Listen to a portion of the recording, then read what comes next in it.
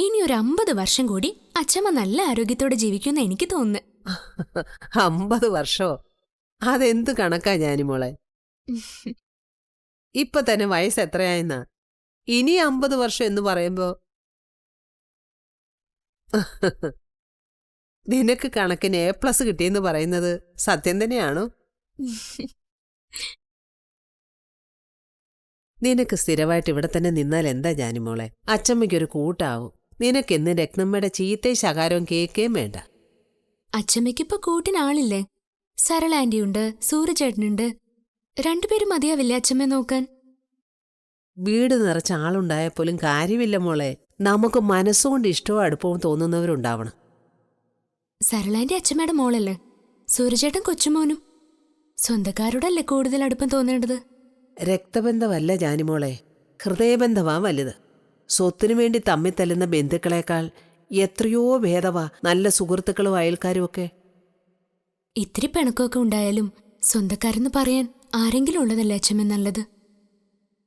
ആരുമില്ലാത്ത അനാഥരേക്കാൾ ഭേദമല്ലേ അത്?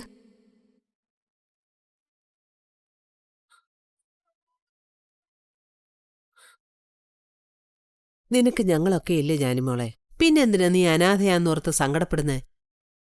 സങ്കടമൊന്നും ഇല്ല അച്ഛമ്മ.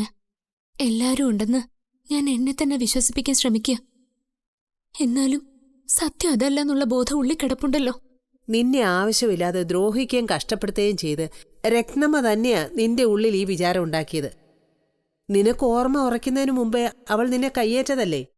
വിജയനോ രത്നമ്മയോ പറഞ്ഞില്ലെങ്കിൽ അവരുടെ മകളല്ലെന്ന് നീ എന്തെങ്കിലും അറിയുവോ?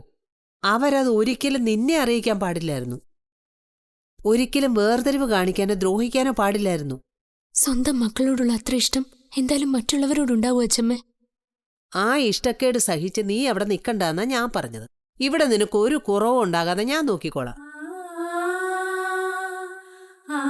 പഠിപ്പും കല്യാണവും തുടങ്ങി നിന്റെ ഭാവിക്ക് വേണ്ടതെല്ലാം ഞാൻ ചെയ്യാം. വേണ്ട അച്ഛമ്മ.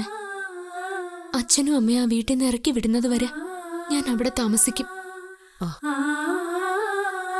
ഞാൻ അവരുടെ ആരും അല്ലെന്ന് അമ്മ അച്ഛനും പറഞ്ഞാൽ പോലും ഞാൻ അവരെ സ്വന്തം അച്ഛനും അമ്മയായിട്ട് കണക്കാക്കും.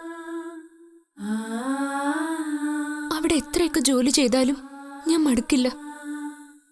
സ്വന്തം വീട്ടിലെ ജോലിയാണല്ലോ എന്ന് കരുതി തന്നെയാ ഞാൻ ചെയ്യുന്നത്. അമ്മ എന്നെ ശകാരിക്കുമ്പോഴും സ്വന്തം അമ്മ വഴക്ക് പറയുന്നതായിട്ട് ഞാൻ കരുതിയിട്ടുള്ളൂ. എങ്കില് അതെന്റെ വീടാണെന്നുള്ള തോന്നൽ എനിക്കുണ്ടാവും. സ്വന്തം വീട്ടിൽ ആരെങ്കിലും അനാഥരാവോ? അതേസമയം ഞാൻ വേറെ എവിടെ പോയാലും അനാഥയാണെന്നുള്ള തോന്നൽ എന്റെ മനസ്സിൽ നിന്ന് മാറില്ല.